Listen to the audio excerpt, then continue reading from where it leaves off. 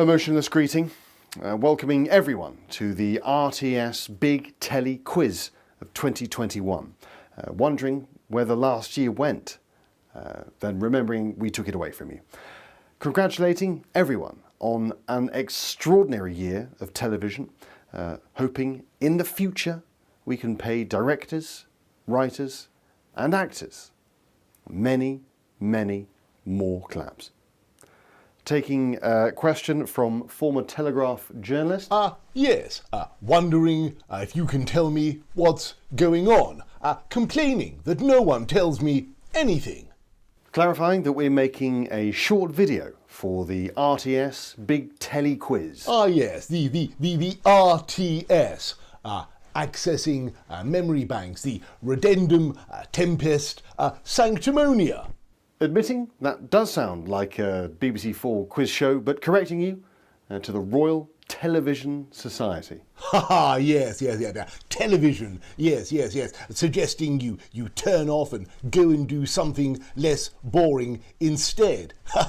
Yes. I always like the one about the incompetent vampires. What we do in the shadows? No. This morning's cabinet meeting. There was something else I liked. Perhaps you enjoyed the Queen's Gambit? Yes, I did, but let's go back to talking about television. Anything else you've enjoyed? I May Destroy You. Yes, agreeing, that was very good. Was it? No. I was just saying, I May Destroy You. Right, thinking your leadership is a bit like that Sharon Horgan comedy. Oh, pulling. No, catastrophe. No. In that case, I may fire you from the cabinet. Pointing out I'm the only one left, Prime Minister. Then setting Priti Patel on you. Yes. Goodbye. Angry nod. Moist thank you. Hello and welcome to the RTS, the Royal Television Society Big Quiz, the Big Telly Quiz. Once again, we are back. Thank you so much to the fantastic Larry and Paul for that amazing introduction. And also Boris Johnson, getting him with no expense. Well, no expenses, really. We just said they'd do it for free. Thank you so much for joining us. If you are here and watching on YouTube, quickly tell all your friends, send them the link, say there's a TV quiz on now, and if they're geeks, then they can join us. So please, one last chance to get everyone involved. I'm Darren Altman, and I'm not a budding DJ. I'm on my studio here, and this is just the way it's got to work. So please ignore the sort of hi pop fans, no expense spared. We got the backdrop. It's we're taking it up a notch. I think because we've all been in lockdown, we thought we'd really pull out all the stops and spent all the fun. We've blown the budget effectively this year. So thank you so much. This is how it's gonna work this evening. We've kept it nice and simple. We are going to go to 15 regions around the UK. There they all are. And there is going to be 3 questions read by a person, a celebrity, a media type from each region. And so that's 15 rounds, 3 questions each, and a total of 45 points. None of your half marks. None of that nonsense. It's either right or wrong. It's like Brexit, this quiz. You're either in or you're out. Okay? So 15 rounds, 3 questions, 45 points. And we've got loads of celebrity people asking questions. And in between each section, we've got 3 sections. We've got the wonderful Harriet Brain, who's going to be performing for us. Hello, Harriet. How you doing? Hi, Darren. How are you? Oh, I'm fine. I'm all right, thank you. We're doing the classic talking at the same time thing. Yeah. Oh. I think that worked well. that went as well as it could be. It's like a Radio 2 handover. It's fantastic. Listen, we're looking forward to. I hear you've got some great songs for us, so we're looking forward to hearing you performing a little later. Thank you. Thank you to Harriet in sunny Bermondsey. She's literally talking from underneath Tower Bridge as we speak. So, And yeah, and we've got lots of celebrity people asking questions. I don't know if we can see them. Can we see all the celebs? There, they look at that, and true Anton Deck style, the Zoom wall. This is fantastic. Yeah.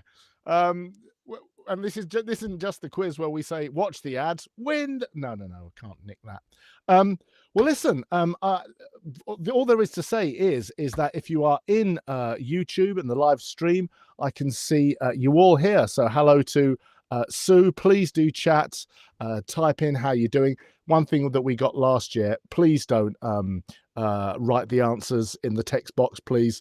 People were getting all keen and writing, oh, I know that. It's why don't you send? We don't want any of that. So keep the answers to yourself, but keep the banter coming. We're all about the bants and the lols here at the RTS quiz. Hello to Sue Murray. Sue is a regular.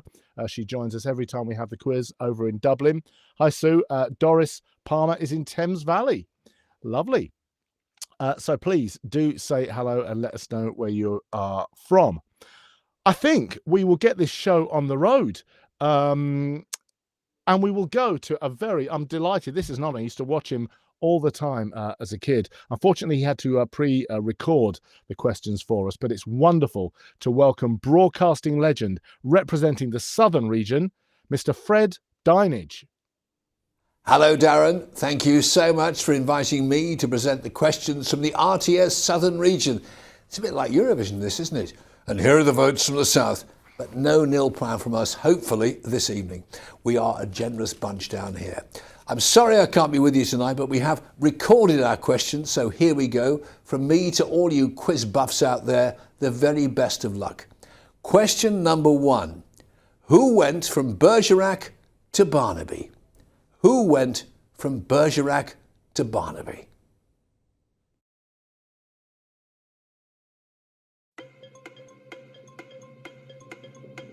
Seconds on the clock. Thank you, Fred. I know. William Gallagher said Fred Dinage. Fantastic. How? Broadcasting legend. He is. William Gallagher. Hello, hey, William. Looking forward to chatting to you later.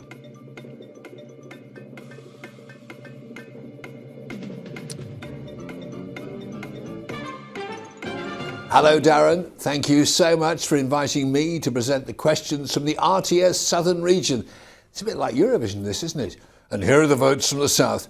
But no nil plan from us, hopefully, this evening. We are a generous bunch down here. I'm sorry I can't be with you tonight, but we have recorded our questions, so here we go. From me to all you quiz buffs out there, the very best of luck. Question number 1. Who went from Bergerac to Barnaby?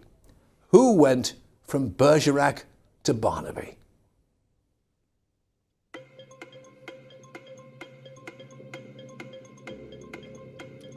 Deja Come vu? on, I can hear Has he you asked that thinking one about before? it. You can see his face, but can you give me his name? Who went from Bergerac to Barnaby?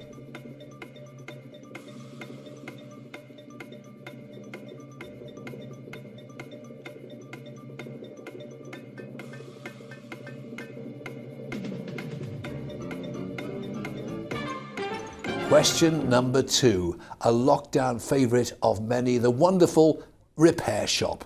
But in which museum in our southern region is this series filmed? The Repair Shop, in which museum in our southern region is this series filmed?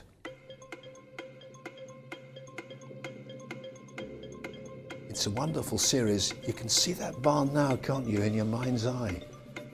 But whereabouts in the southern region is it?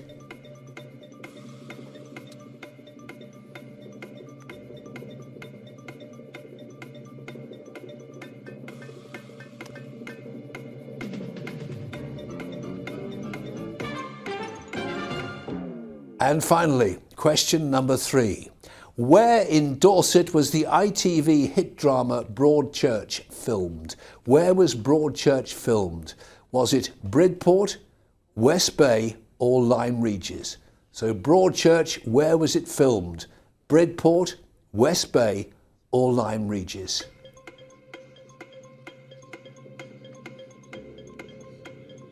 I won't interrupt, but I can see you racking your brains. but you must know the answer. Good luck.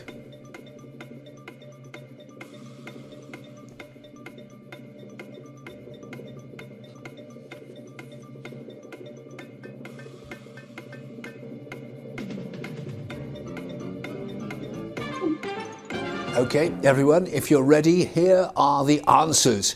Question 1, the answer, of course, is John Nettles. He played Detective Sergeant Jim Bergerac, filmed on the Channel Island of Jersey, and Detective Chief Inspector Tom Barnaby in Midsummer Murders. Question number 2, the museum in which The Repair Shop is filmed is the beautiful Weald and Downland Living Museum in West Sussex. And finally, question number 3, where was Broadchurch filmed? The answer, of course, West Bay, featuring the iconic cliffs and harbour as the backdrop to that intense drama. And by the way, another police series, Harbour Lights, was also filmed in West Bay, but no bonus points for that one, sadly. Well, that's it. I hope you've done well. I hope you've got 3 out of 3. Thanks to everyone from the RTS South, and good luck with the rest of the quiz. And as the old broadcaster used to say, and still occasionally does, that's how for now. What about that? A broadcasting legend.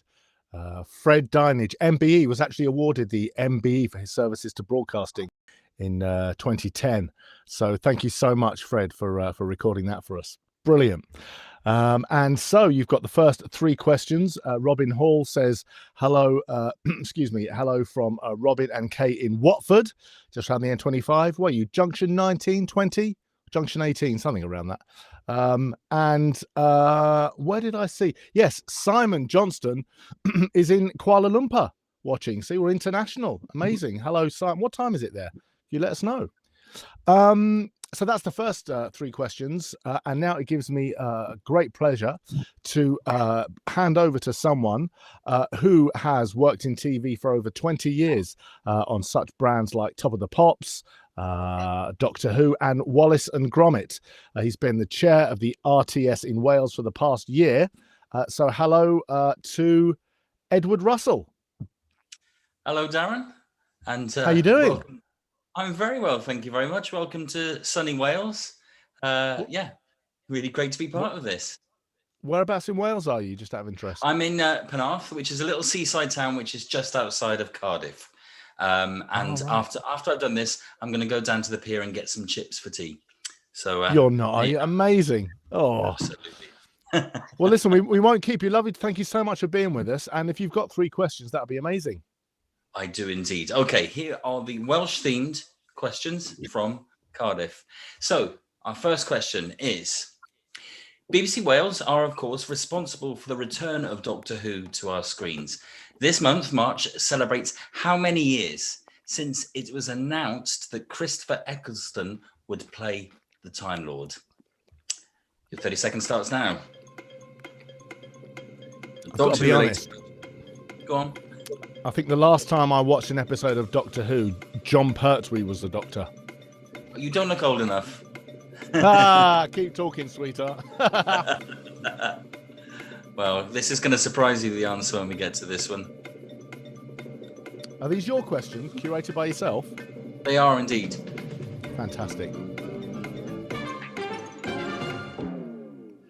There we go. Hopefully that wasn't too difficult a question to start with, although I imagine.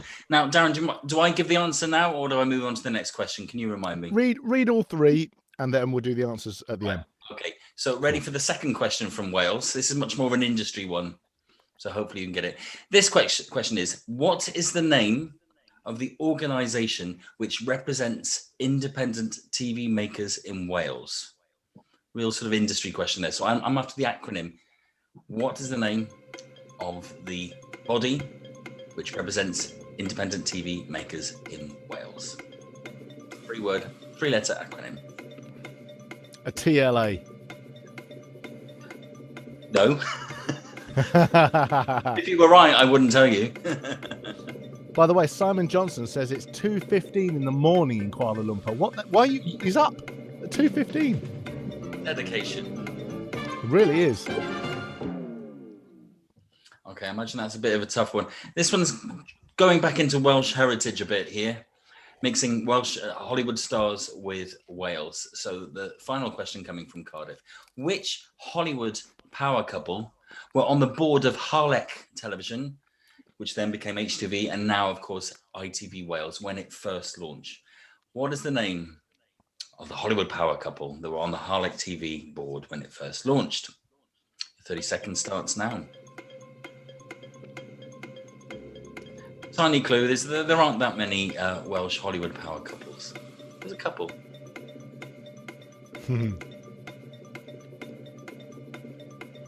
So how far are you from the beach then, Edward? I'm about 20 minutes walk. Lovely. We've had a 20 degrees here. See, it's probably a bit colder this evening. But yeah, put a little light jacket on and get some chips. Okay, that was the 3 questions coming from Wales. Now, Darren, do I just give one by one? Yeah. Put everyone out their misery. Okay, Yeah, so definitely. The first question about when it was that Christopher Eccleston was announced as being the new Doctor. And the answer is 17 years ago. 17 years. It still feels quite new to me, Doctor Who coming back to Cardiff. So if you put 17, that's the right answer. Anything else is wrong. The next question I asked was, what is the name of the organisation which represents independent TV makers in Wales? And the answer is TAC, T-A-C. Hopefully you got that right. I'm going to pronounce it in Welsh now. I am Welsh, but I'm not a Welsh speaker, so I'll try my best. It's Teledu Annabonol Cymru, TAC. And the final question was, which Hollywood power couple was on the board of HTV, now ITV Wales, when it first launched? And it was Elizabeth Taylor and Richard Burton. You don't get more Hollywood or more power than that. So there we go. That concludes the 3 questions coming from Cardiff. Thank you so much. Well, I've got the answers written down, and when I saw what TAC stood for, I thought, is he going to say it? Is he going to? Some of my Welsh-speaking colleagues will be admonishing me for my pronunciation there, I'm sure. But No, they'll be praising you. Great. Listen, thank you so much. That's great. So you're our first guest host. Thanks so much. Get those chips. Watch out for the seagulls. I will indeed. Thank you very much. All the best. Take care. So there goes Edward in Wales. And yes, breaking news as we speak. Robin Hall's just let me know that Watford is junction 19 of the M25. So no bonus points. Have just put me out my misery. And from Wales, we are going to Thames Valley to the vice chair of the RTS, and he's the chief operating officer, and he has been working on post-production scripts and translations as used by the Discovery Channel, the BBC, Ofcom, ITV, and many more. Thank you so much for joining us, Stephen Stewart in Thames Valley. Lovely to be here. Thanks very much. Oh, you've got a set. Whereabouts are you, Stephen? That looks nice. I'm right in the heart of the Thames Valley. I'm in Oxfordshire, near the Thames in lovely. Oxfordshire, right in the Thames Valley. Well, lovely. When I said that looks nice, I was just gushing over your microphone. Sorry. You're easily pleased. I really am. Is that so? Do you broadcast there? Do you do shows or? No, I'm ex-radio, so I do a few podcasts and bits and pieces, and if I need to do voiceovers, I just keep it real. Fantastic. Oh, well, lovely to see you. Thank you so much. We'll geek out about U87s and TLM 103s at another point. Don't get me started. Fortunately, they aren't the questions. Fortunately. So you've got 3 questions for us. Can I leave it to you, or away you go? Yeah, thanks very much. So the first question, which is question 7, as we're the technical centre of the RTS, what does the TV acronym NTSC stand for? That's the TV acronym NTSC. What does it stand for? And 30 seconds starts now.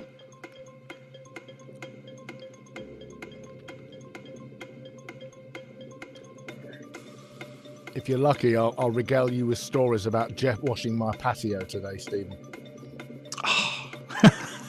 How long have we got? It's been one of those days. I don't think I've done something as satisfying as that for a long time. Well, that's amazing.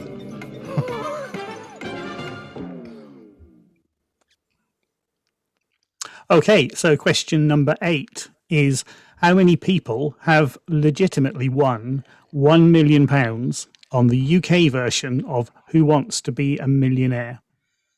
So that's how many people wanting £1 million on the UK version of Who Wants to Be a Millionaire. And 30 seconds starts now. That might be a clue there.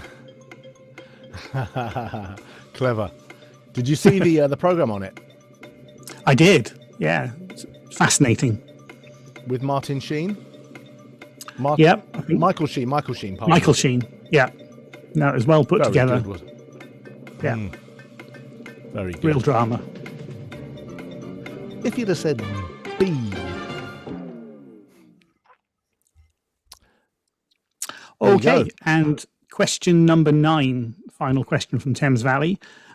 First broadcast in 1973, The Wombles was directed by animator Ivor Wood. What other successful children's TV program did he direct in 1981, which was in production for the next 15 years? So the time starts now. So first broadcast 1973, The Wombles, directed by Ivor Wood, who also directed another successful TV program starting in 1981, which was in production for the next 15 years. A bit of trivia, the Wombles album was actually the first album I ever owned. Fortunately, I didn't buy it, I was given it, but yeah. It's a great, I think we've all got that. It's amazing. Good songs. Absolutely. And those are all the questions. Fantastic. William Gallagher's just said that US viewers used to claim that NTSC stood for Never Twice the Same Colour. There you go. You stole my joke later on. Yeah. Sorry. Oh, no. Yeah. Sorry. I can't listen. I thought it was PAL. I thought it was us Brits that said that PAL was superior, so therefore we gave it a nasty acronym instead of the real acronym. Right. There you go. Right. If you're ready, can we get the answers, please? Yep, let's do that. So the question was, what does the TV acronym NTSC stand for? And the real definition of that is the National Television System Committee. So it was the old analog US standard. And it, as we said, it was never quite as good as PAL. So started in 1954 and was used right until the turn of the century in the US. So that's the National Television System Committee.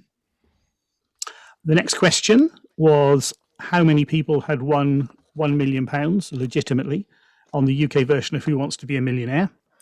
And the answer for that one was 6 people, which excludes Charles Ingram. So 6 people excluding Charles Ingram. And finally, question number 9 was first broadcast in 1973. The Wombles were directed by Ivor Wood. And the question was, what else did he direct starting in 1981, which lasted 15 years? The answer was Postman Pat, another well-known theme tune following the adventures of Pat Clifton and his famous black and white cat in the fictional village of Greendale. Fantastic. Can I ask you, did he do Ivor the Engine as well? I don't know. I'm not sure he did. I think he might have done Bagpuss, but other people might know. I'm not sure. Ah, I'm sure one of the geeks and one of our contestants will know that. Yeah, exactly. More questions, bonus questions. There you go. Yeah. Not enough questions here. Thank you so much for joining us, Thank Stephen, you for having me. And that's great. So 3 really good questions, and we will speak soon. Much appreciated. Thanks very much. Cheers. Take care. Thank you so much. So that was Stephen in the Thames Valley. And now we're going to, this is like Eurovision, we're going to cross the water and say hello to someone who is a fantastic weather presenter, a documentary presenter with Virgin Media over in Ireland. And he's also an enthusiastic triathlete and sea swimmer. So let's find out if he has been in to take a dip today, shall we? And say hello to Derek Hartigan. Yeah, good evening, Darren. This is Derek in Dublin calling. Great to be back for the RTS quiz once again. And in fact, I was in for a swim earlier on in the Irish Sea. It was absolutely Baltic. What was it? Because when they we were told that it was going to be a couple of degrees hotter today, certainly in London, and I think they were pulling our leg because it definitely wasn't. But they showed pictures of people swimming yesterday, like braving it and going under. What's it like on a day like this? Yeah, it was very nice over here. In fact, yesterday we had 17.3 up in Armagh up north. A little bit cooler today, back to about 11 to 13 degrees. But yeah, it's pretty nice for March. It's been one of the warmest Marches on record, so we're doing pretty well. That's fantastic. See, this is your bag, isn't it? Just discussing whether you'll go. Absolutely. They even put me in space for this. Just before we crack on, Sue Murray said yes, he did. I think that was in relation to Ivor the Engine.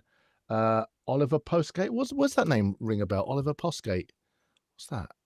Captain Pugwash, Ivor the Engine. All these names feels like the mid-70s again. So lovely. Well, you've got 3 questions, haven't you? Yes, absolutely, Darren. So here are the questions from the Republic of Ireland. We'll kick off with question number 1. And what is the name of the character played by Graham Norton in Father Ted? So what is the name of the character played by Graham Norton in Father Ted? Of course, Graham Norton from Cork here in the South. He's 5-time BAFTA TV award winner. Recently cast as the voice of Moonwind, a spiritual sign twirler in the Pixar animated feature Soul, alongside Jamie Foxx and Tina Fey. That's yet to come out, but hopefully it should be a good one. And of course, he recently joined Virgin Media Radio, so he's one of us.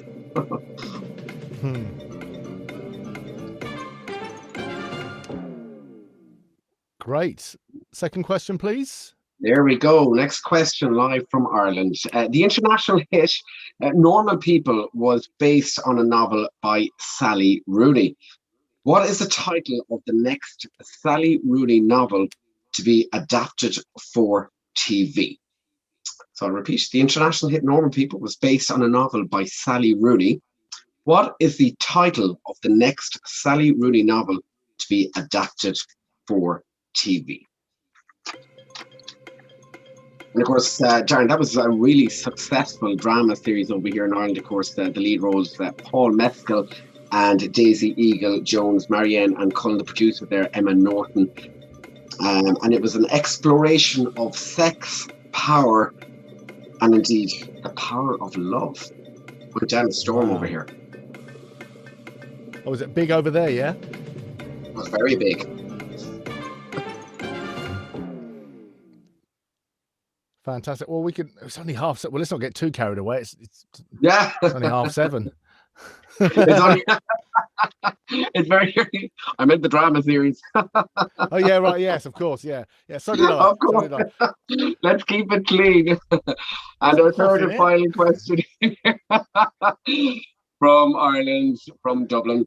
What is the name of the actress who rose to fame in Ballykiss Angel, subsequently appeared in Goodnight Sweetheart, and is now playing in the thriller Smother, a joint production, in fact, between RTE here in Dublin and the BBC studios? So I'll repeat the question.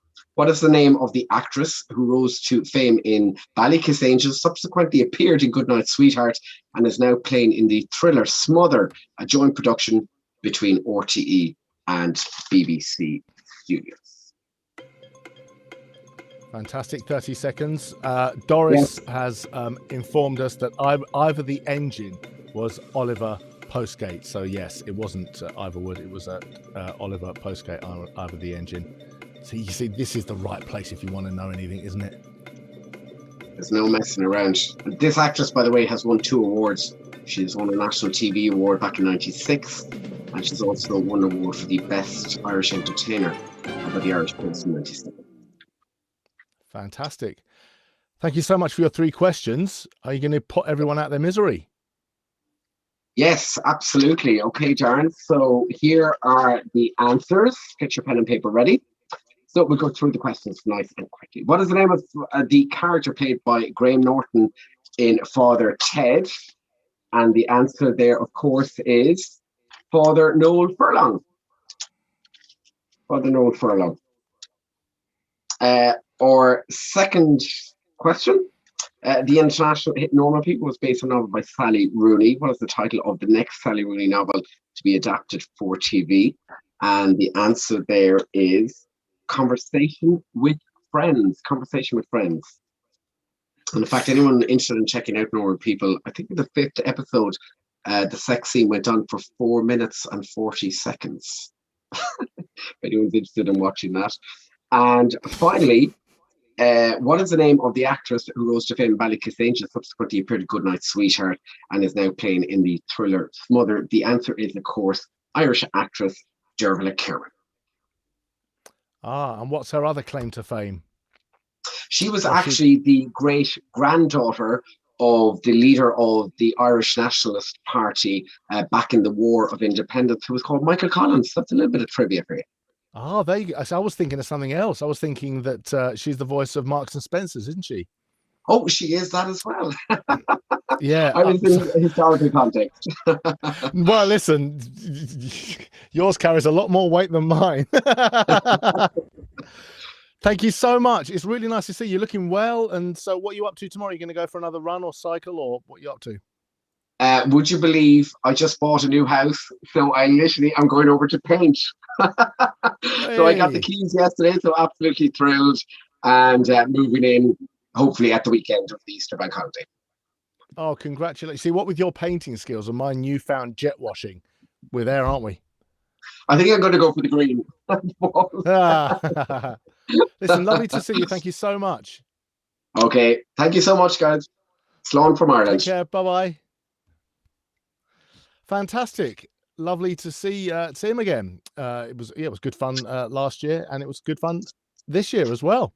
And we're going to move on to our last section, excuse me, before a quick interval. And we are keeping it real. We are going to say hello to a lady who is a presenter. She does all the press junkets for the top Hollywood films. She's got a successful podcast. There's nothing this lady can't do. So hello to, with the London questions, Letitia Lee. How you doing? Oh, our first technical hitch. Can you unmute yourself, or can we unmute you? I'm so sorry. There had to be one, right? It's me. Guilty. How have you been? You been well? I've been well. It's good to see you again. What you been up to since we last? It was at Christmas, wasn't it? What you been up to since then? Any interesting projects? Yeah, I was gonna say, Derek, last presenter, mentioned Disney Soul. It's out. You can watch it on Disney Plus. I did the press junket for that. I produced the interview with the fabulous actress Felicia Rashad from The Cosby Show, and I interviewed the singer Celeste, who's up for a Brit Award. I feel like I'm doing an interview now for her. and so yeah, I've just been busy doing that because a lot of people are still at home. So yeah, it's been busy. We saw that actually. It's a phenomenal film. Yeah, it's really uplifting, really great vibe for right now. It really is. Beautiful film, beautiful film. And it's really surreal, isn't it? You have to sort of dig in, don't you? Yeah, you do. But it helps that you've got like Graham Norton features in it. I mean, he's always keeping the laughs going. Yeah. Richard Ayoade, he does one of the voices. He is. Yeah, he does. Gosh, yeah, I forgot about him. Yeah, he's great. It's a really good watch. I recommend it.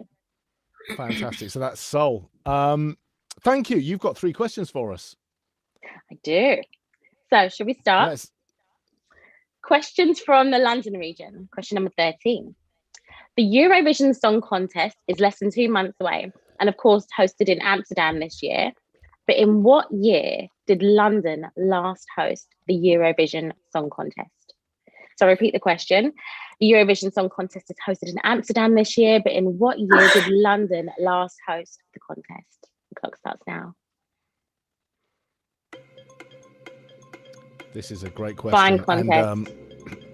It's a fine contest. Question. I feel like there's a clever Brexit comment in here, but I'm going to sidestep it. Yeah, we don't get political here. We talk about jet washing and painting. That's about our remit. There we go, in Disney movies without plugging it. And if there was a bonus question, it would be who hosted it, but because I can see the answer. But there won't be a bonus question. No bonus questions. Okay, so moving swiftly on to question number 14. Pay close attention to this one, guys. Balboa, usefully out, is an anagram of what London set series about a heavy drinking PR agent? I repeat the question. Balboa, usefully out, is an anagram of what London series about a heavy drinking PR agent? Clock starts now. That's a great question. It's a good one. Apparently, we're all drinking more during lockdown. I think it's even more appropriate, this question. That's what statistics say. I'm not speaking on behalf of myself. No. I mean, a lot of people do. I can't subscribe to that at all. It's sort of unprofessional in a way, isn't it? It's just coffee. It's coffee, but it's in a glass. I'm continental. You're absolutely right. Exactly. Excellent. So our final question for the London region. Set in and around the fictional Sun Hill police station, who was the longest serving cast member on the bill? So repeat the question.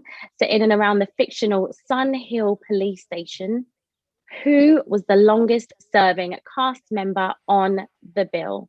The clock starts now. That's another good question. I'm just trying to remember the names. There was Reg. Who else was there?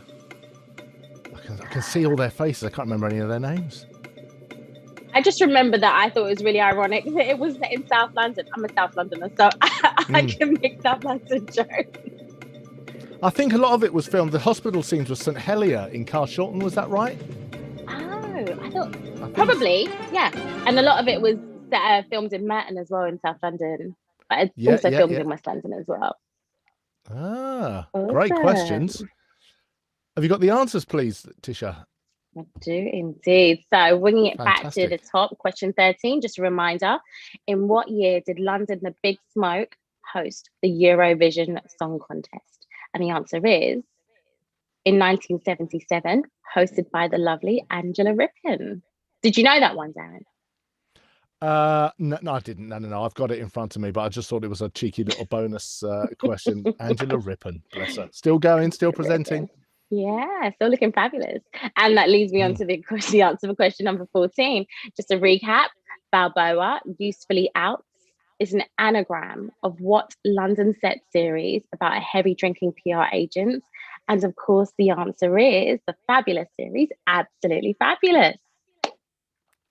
How everyone got on with that at home. Do you do the voices? I don't. I should know how to do them. Do you? Not essentially. No. We'll have okay. What are their names? And next time we see each other, we'll have a Joanna Lumley off. I'll come prepared. And the answer to the final question, just a quick recap. Set in and around the fictional Sun Hill police station, who was the longest serving cast member of the bill?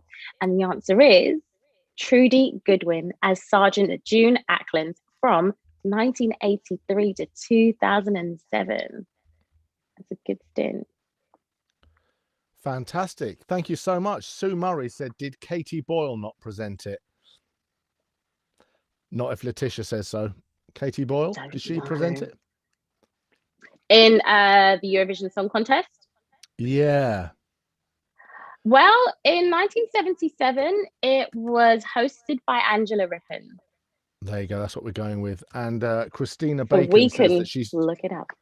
We'll look it up. Christina Bacon says she saw the bill being filmed in the Surrey Street Market in Croydon. So it was all round sort of I'm sort of southeast London. It was all around our neck of the woods, wasn't it? Our neck of the woods. Yeah, it's a great show to bill. Keeping it real. Thank you so much for joining us. Awesome. Thank you. Good luck, everyone, and enjoy. And we'll see you soon. Thanks, Letitia. So that brings to a close the first section of the Big Telly Quiz. Tot up your points. Let us know how you're doing. Please keep the comments going in the chat. And now we're going to hear the first of two songs by our very, very special guest. Would you please welcome the talented Harriet Brain? Hey, Harriet. Hi. Thank you, Darren. As you can see, I've put on a nice dress over my pajamas for you tonight, so you're welcome. Yeah, I've learned how to do these things, But I thought you'd appreciate that I'm wearing, like my TV watching outfit, a little bit spruced up. Well, listen, I'm on the people say, what are you wearing tonight? And I'm just wearing the classic Zoom, which is smart shirt, tracky bottoms, and it's a winner. It really is. I thought you were gonna maybe say you weren't wearing anything on the bottom, but no, just me. Well, the subject of my first song tonight has already been brought up in the quiz, so I don't really need to introduce him, I don't think. But over lockdown, I've definitely started to see people on TV as kind of friends in quite a sad way.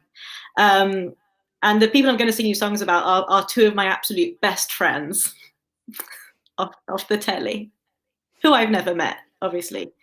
But so this is a little tango I wrote for one of them. Because believe it or not, I've been having tango guitar lessons. But I shouldn't have said that because now you'll be expecting something great. But that's it.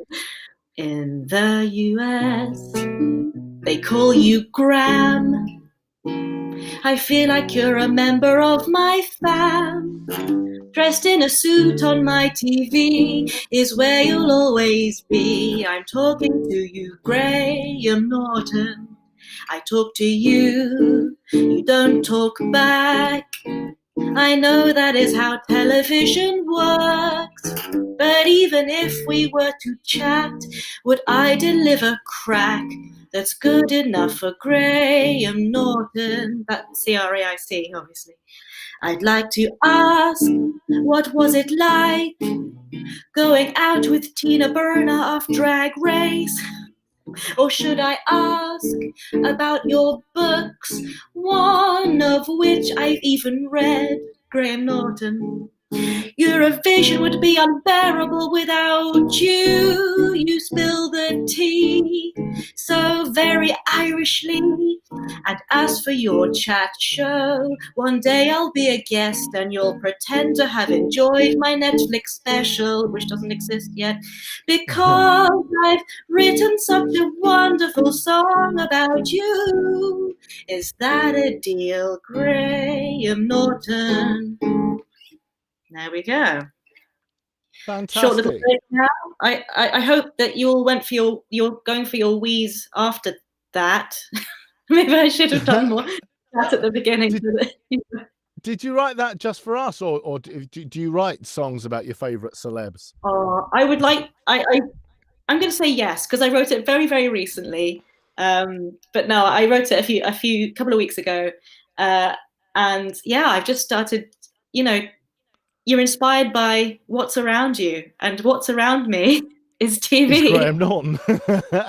Yeah, not any real people. Fantastic. Thank you so much for that. That's great. Well, listen, we'll let you wet the whistle, and we'll see you for your second song at the end of the next section. Thank you so much, ladies and gentlemen. Right. Harriet, fantastic. Thank you so much. That was great. Lovely bit of acoustic guitar. Wonderful. So are you drinking? Are you snacking? Let's find out what's going on in the chat. Yes, some developments, some breaking news. So Doris has been busy. I would say Googling, but she's the fountain of knowledge, so she probably knew this anyway. She says that Katie Boyle was the presenter of the Eurovision contest. Was it the Eurovision? In 60, 63, 68 and 74. Wow. So she had a fair crack at it.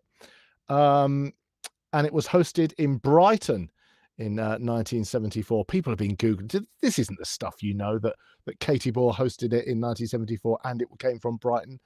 Google's got a lot to answer. So people are posting their oh my God. So Doris has got 8 points. Pretty good. Simon, and it's about like 2:45 in the morning in Kuala Lumpur, has yet to, let's just say he's yet to get off the mark. He's yet to get off the mark. I mean, don't go to bed, Si. Stay up because, It's about the taking part, and it's about bettering yourself and learning all this newfound knowledge. Not Google, Doris says. So this is all, this is what she does. She just remembers fairly boring stats about the Eurovision Song Contest, but who am I to judge? Right. So listen, we're going to crack on, and we are going to go to the northwest and say hello to someone who is a Manchester-based shooting researcher and data wrangler for TV, and his recent credits include CBBC's Mimi and Co. and BBC's Rip Off Britain. So good evening to Richard Walker. Hello, Darren. Hello. How you doing? I'm all good, thank you. Thank you for having me. Thank you for being. Whereabouts in the northwest are you? So I'm in Manchester, or technically I'm just out into Salford. So I know people maybe are territorial. There you go. That's what I meant. Right. About where I live. So do you work in? Is it Media City or? Yes. So I'll be going to Media City next week as I join Newsround, actually. So yeah, I'll be making my trips to Media City next week. Oh, great. Newsround. Wow. Take it John Craven's not presenting anymore. Not anymore, but it's still going strong. That's amazing. Listen, you've got 3 questions for us, so thank you so much. Let's crack on. Yeah, absolutely. And I'm mixing it up with a picture round. So hopefully some pictures will appear on the screen as I ask my questions. So question 16, when the picture appears, this person starred in a Granada television co-production of Casa Nova, but which channel broadcasted the series? This person starred in the Granada television co-production of Casa Nova, but which channel broadcast the series? 30 seconds starts now. Doesn't he look dashing, Darren? He does look dashing. He looks really dashing. He was presenting Children in Need, wasn't he? A couple of weeks ago. Or was Children in Need, or was it Sport Relief or Comic Relief? Comic Relief he was doing, sorry. Yes, yeah. He's always busy. He's always doing something. Hopefully you have an answer for that question. And the technology worked, which is good. The picture appeared. So question 17, name this crime drama currently filming its 3rd series. So hopefully a picture will appear. There we go. Name this crime drama currently filming its 3rd series. Your 30 seconds start now. So I feel like this question, if you know, you know. Not too much to go off on the picture. I don't think I'd have got this, but looks like Will Young and Jason Manford in the middle, but I don't think it is. Maybe they're making some guest appearances on the series. That's it.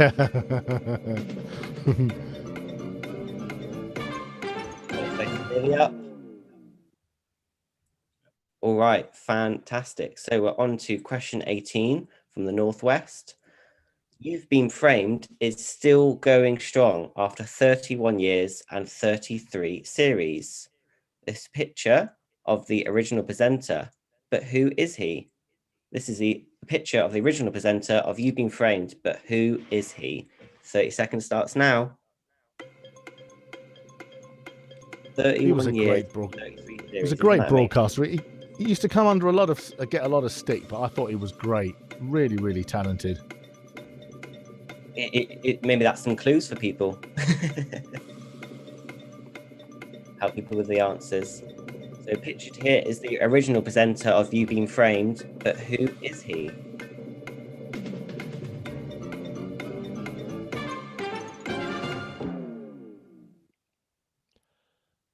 And that's it. That's all the 3 questions from the Northwest. There you go. So, if everyone's ready, if you'd like to give us the answers, Richard, that'd be great. Fantastic. Let's hop into the answers. So, for question 16, I asked you, there was a Granada television co-production of Casa Nova, but which channel broadcast the series? The answer is BBC 3. BBC 3 is the answer for that one. For question 17, I asked you to name this crime drama series, which is currently filming its 3rd series, And the answer is the Bay. As I said, I think if you knew, you knew. If you didn't, it was a hard one. It was a hard one. And for question 18, pictured here is the original presenter of You've Been Framed, but who is he? It is Jeremy Beadle. I'm sure plenty of you got that one. And that's it. That's me done. That's all the 3 questions from the Northwest. Fantastic. Thank you so much, and good luck with your new position. I hope it all goes well over in Newsround. Thank you very much. Cheers for having me. Amazing. Thanks so much as we say goodbye to Richard up in Manchester.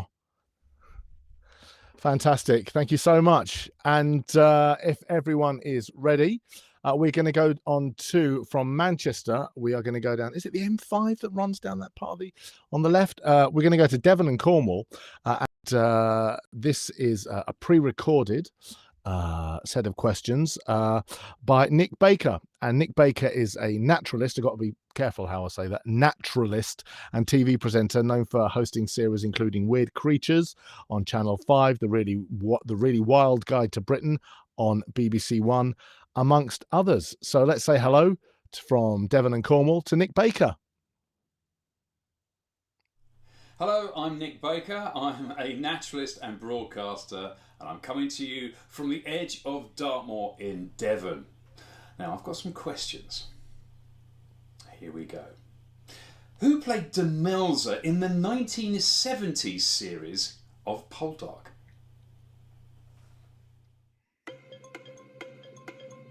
There you go. Who played Demelza in the 1970s series of Poldark? You've got 20 seconds. While Nick goes and gets a cup of tea, he's got the milk in. He's getting the biscuits out the drawer, and he spilt. Oh, he's back in his chair. He just made it. Nick, it's over to you.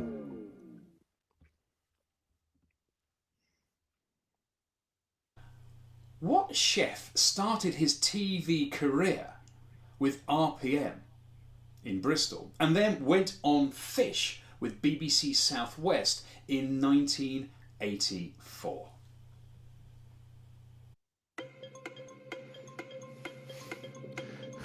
If Nick was here, I'll be asking him, how does he look so smooth, smouldering, good-looking? Not jealous. I'm just, we're all getting on.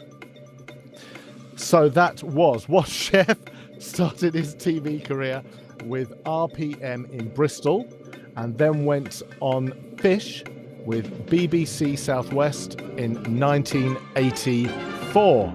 Boo!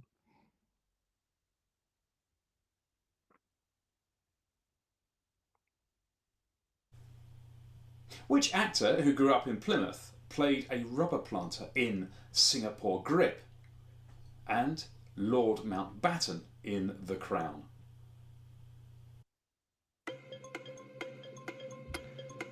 And that was Nick's third and final question. I'll just repeat it. Which actor grew up in Plymouth and appeared in the Singapore Grip playing a rubber planter, and most recently he was in The Crown? 10 seconds. 10 seconds. Doris is all over this.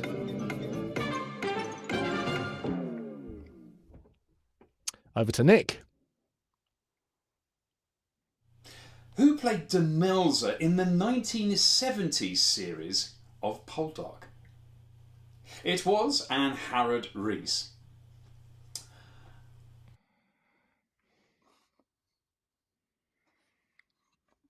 Thank you, Nick. And the answer to question number 2? Who played Demelza in the 1970s series of Poldark? It was Anne Harrod Rees. What chef started his TV career with RPM in Bristol and then went on Fish with BBC South West in 1984? It was Keith Floyd. RPM was made by BBC Bristol and BBC South West in Plymouth made Floyd on Fish. Both, of course, were produced by TV legend David Pritchard. Which actor who grew up in Plymouth played a rubber planter in Singapore Grip and Lord Mountbatten in The Crown? It was Charles Dance. While he was born in Redditch, he was brought up and went to school and art college in Plymouth. Thank you so much. So there was Nick Baker, naturalist. He's a naturalist. No rumours. And he was asking the questions on behalf of Devon and Cornwall.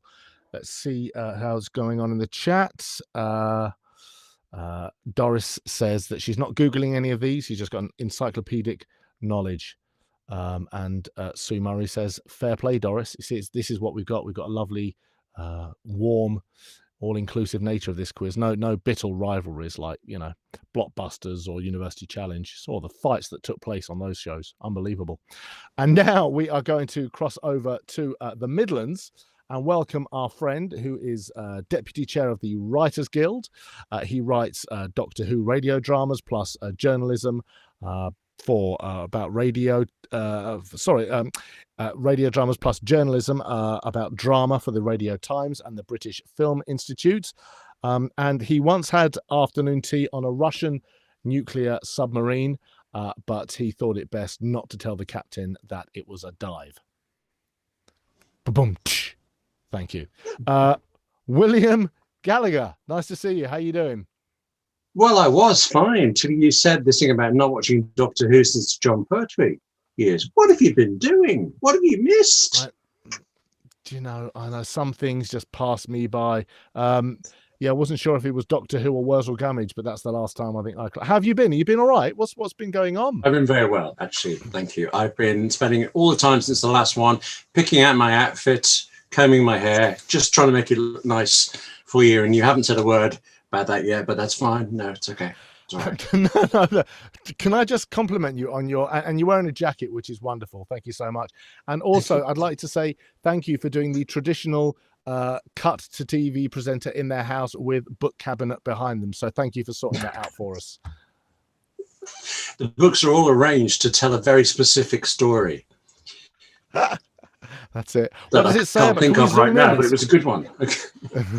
What does it say about? You can always tell a lot about a person from what books they're reading. That's true, isn't it? I mean, I've got quite a small office. It's actually surrounded by books on all sides, so I really love being in here. Even in the lockdown, actually, it feels like it's where I belong as a writer. Though I can't wait to get out and meet people again. This counts. Hello. Hello. Well, listen, thank you for setting yourself up in front of your Jackie Collins section. So that's nice. Yes. First editions, come on. That's it. So you've got 3 questions penned by your unfair hands. You're going to take it away. Yes. Oh, great. I've been looking forward to this so much. Right. The first of my questions from the Midlands. When it began in the 1980s, why was Central Television forced to officially call itself Central Independent Television? Why was Central TV forced to call itself CIT? I suppose we wouldn't have had CITV if it hadn't, would we? But there was a reason for it. I remember so clearly when ATV turned over to Central. I got up early that morning to watch the first on repeat years later. Yeah. Right, help me out on that one. No, okay. Was it ATV that ba-ba-da-ba, ba-ba-da-ba, ba-ba-dum? Yeah, the triangle, I think it became the eye. It was, it's gorgeous. Still miss it. Well, actually, tell you what, question 2. Speaking of classic ATV productions, which did actually continue into Central, Crossroads. What were the first words ever spoken in Crossroads when it started in November 1964? Genuinely, seriously, I wasn't even around then, so, give me that. But a famous opening. What did Benny, was it Hello, Miss Luke? I actually used to live next door to some of the Crossroads. Did you really? Yes. I lived next door to Miss Diane. She's still with us? Lisa, I was very starstruck. I gave her her post one day. Yeah. I think I want to move on. Are you ready for the third? Can I fire away? Because this is nice, this one. Archibald House and Melville House. They're these two gorgeous Grade 2 listed buildings, actually on the campus of the University of Birmingham. Gorgeous place. But they're now, and for many years, have been the base of a television production facility, a really well-known one. What's the name of the television production facility that's based in Archibald House and Melville House? Imagine going to work in a Grade 2 listed building like that. Wow. These are tricky questions. This is proper industry questions, this, so I hope everyone on the chat is a proper industry geek. You've been quite cruel with the last one. I've got to be honest with you, William. I'm shocked. Everybody will know the company. I guarantee that. They just might not know that detail for it. Are you willing for me to put people out of this misery then? I think yeah, if we just give them a couple of seconds to write all their gather their thoughts, and then we'll have the answer to question number 22. 22.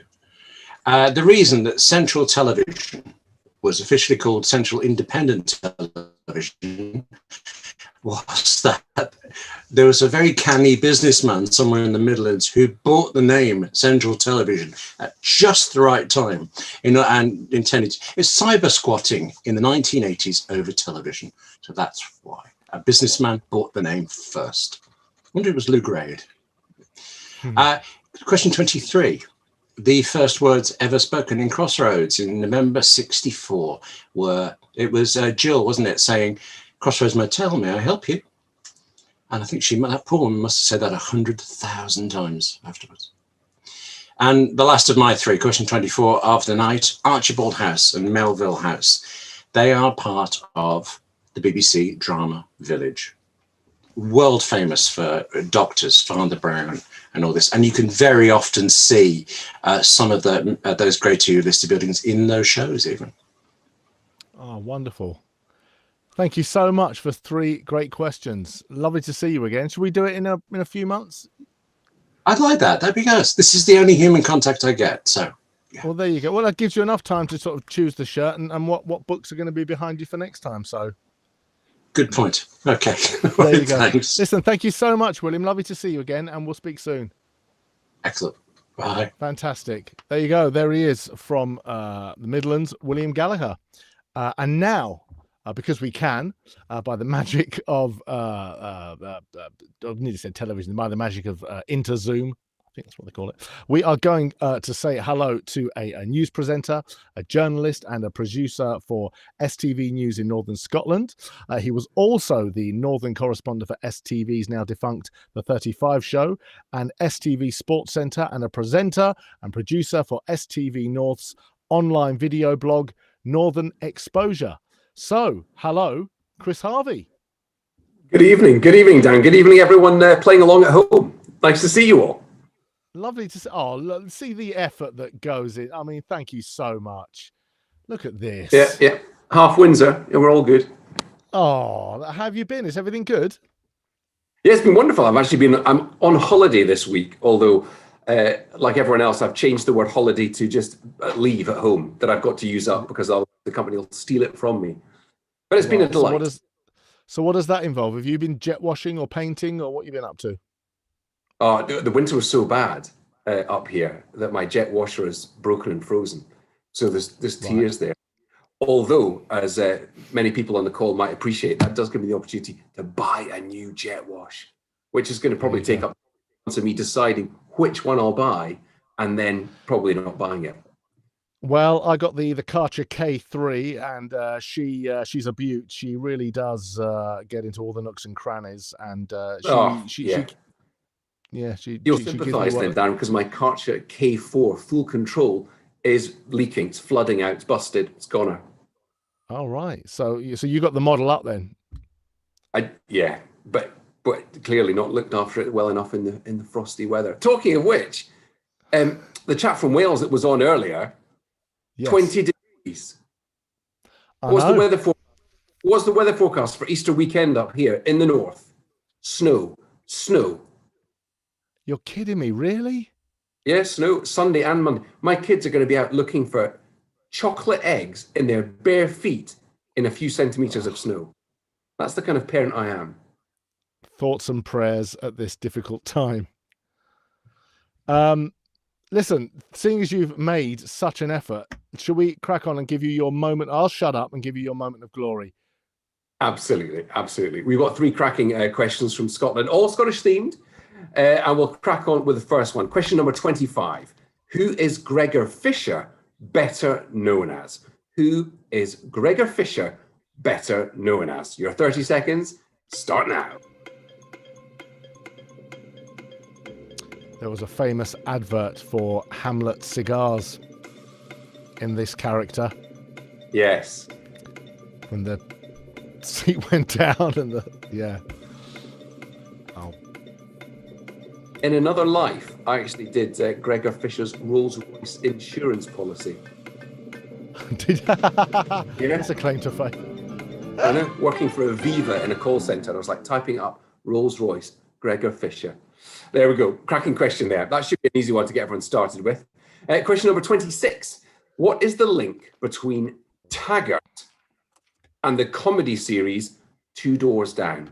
So what is the link between the crime detective series Taggart and the comedy series Two Doors Down? Hit your 30. Did you just say hit your 30?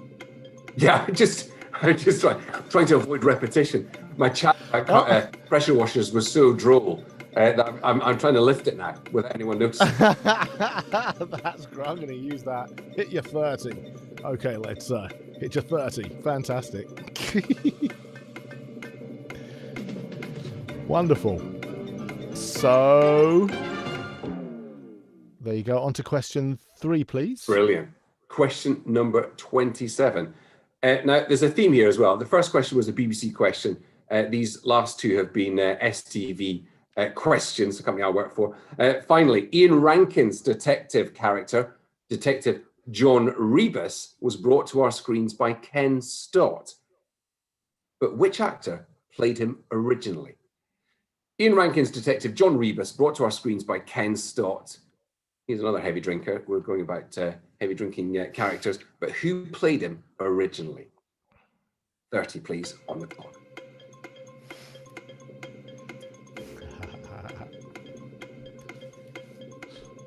I can't believe it's going to be snowing up where you are. That's outrageous. We were genuinely shocked because, I mean, to be fair, we did get an edge of the heat wave that you've had down south. I think we were up to about 12 degrees, but it was so windy, it was pretty cold. But and how far? Yes. And how far up in Scotland are you? I'm just south of Aberdeen. Right, just south of Aberdeen. Okay. But yeah, we've got a big patch actually. STV, I think, is the whole of Scotland. But the old company I joined, Grampian Television. Now we're talking about historic TV franchises, ATV and so. Grampian TV. They always used to say in the literature, covers an area the size of Belgium. But this is the great bit. Growing up without the internet, nobody really knew how big Belgium was. Yeah. Does it sound impressive? Does it sound impressive? I'm not too sure. Covers the sound of Belgium. I don't know. Right. So let's have the answers. So this is questions 25, if you're counting, 25, 26, and 27. Absolutely. Question 25. Who is Gregor Fisher better known as? He wore a string vest and liked to spit out when he was getting angry. Rapsy Nesbitt. Fantastic. Question 26. What's the link between Taggart and the comedy series Two Doors Down? Well, it is indeed the actor Alex Norton. He was DCI Matt Burke in Taggart and is Eric Baird in the really quite hilarious and surreal Two Doors Down. And finally, Ian Rankin, great Scottish author, his detective character, John Rebus, was brought to our screens by Ken Stott, but who played him originally? He also starred in, I think, The Mummy Returns, maybe not his finest movement in film, John Hannah. Fantastic. Well, Thank you so much for 3 great questions. Lovely to see you again, and enjoy your Easter break. Looking forward to it. Looking forward to it. I'm glad that we're even getting Monday off, apparently, which is unusual for us on the news. So I'm going to enjoy that and go back to Tuesday. 4-day week. It could be popular. I'm recommending it. There you go. Thank you so much, Chris. That was Chris Harvey, all the way up in Aberdeen. Thank you, mate. Cool. So that was question 25, 26, and 27. And we are now on to the last question before our second song from Hannah and a very quick interval.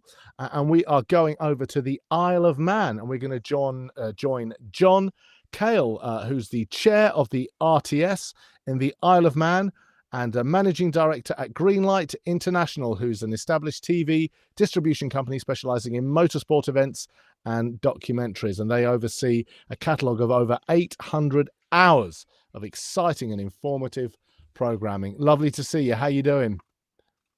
Doing very well, thank you. Yes, all is good on the Isle of Man. Enjoying the heat at the moment. Well, I think are you really? Scheduled for that snow. That it was good. Yeah, it was 18, 20 degrees. So yeah, it's not too bad. But I think we're scheduled for some of that snow that Chris was talking about. So you're not. Are you at some really? point over. Yeah, apparently. So we don't get it very often on the Isle of Man. But yes. So I've been reliably informed, which obviously means it'll not arrive and it'll be 25 degrees or something, I suppose. But, and how long have you been over there, just out of interest, John? Oh, forever. Quail is as common as Smith on the Isle of Man. So there's loads of us. So yeah, wow. Yeah. So forever. It's a very Manx name. C's, K's, and Q's is the surnames over here. So. Oh, gotcha. Well, listen, you got 3 questions, so I'll leave you to it. We have indeed. Yeah. So question 28. Which national UK TV channel broadcasts the Isle of Man TT races each year? So that's which national UK TV channel broadcasts the Isle of Man TT races each year? So which UK TV channel broadcasts the Isle of Man TT races each year? Did you go and watch it when it's over there? Well, it happens about 200 yards from my front door, so yes. Right. Yeah, it's not too far away. It's a closed public road. It's an amazing race. If you ever get a chance to come over and watch it, it's amazing. Amazing.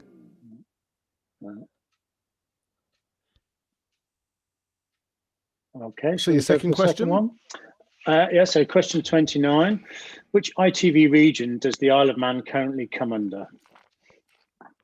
So which ITV region does the Isle of Man currently come under?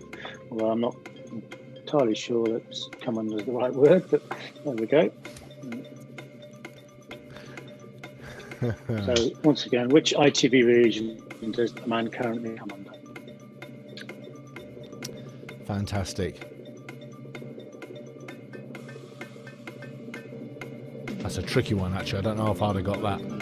Tricky one. Yeah. Unless you're up here, you might not know. But, yeah, that's all good. And then finally, question number 30. Which famous character actor who starred in the US TV series Sliders, along with the Indiana Jones and Lord of the Ring film franchises, now calls the Isle of Man home?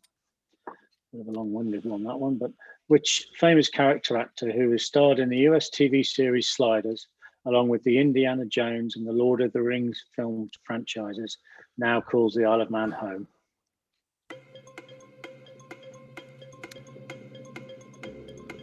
That's a good question, actually. Wonder how many other sort of famous people are on the Isle of Man. Well, there's a few. Probably a few don't want to be known that they're here, saving on the taxes and all that. But so yeah. So which famous character actor who starred in the US TV series Sliders, along with the Indiana Jones and Lord of the Ring film franchises, now calls the Isle of Man home? There you go. That was question 30. There you go. And if you could give us the answers, please, John, that'd be great. Yeah, no problem. So the answer to question 28, which national UK TV channel broadcasts the Isle of Man tea tastes each year? It is ITV4. It's ITV4, which hopefully everybody watches and loves. And then question 29, which ITV region does the Isle of Man currently come under? And the answer is Grenada, and it previously was Border until the switch in 2008. So the answer is Grenada, previously Border until the switch in 2008. And finally, question 30. Which famous character actor who has starred in the US TV series Sliders, along with the Indiana Jones and Lord of the Ring film franchises, now calls the Isle of Man home? And it is, of course, John Rhys Davies.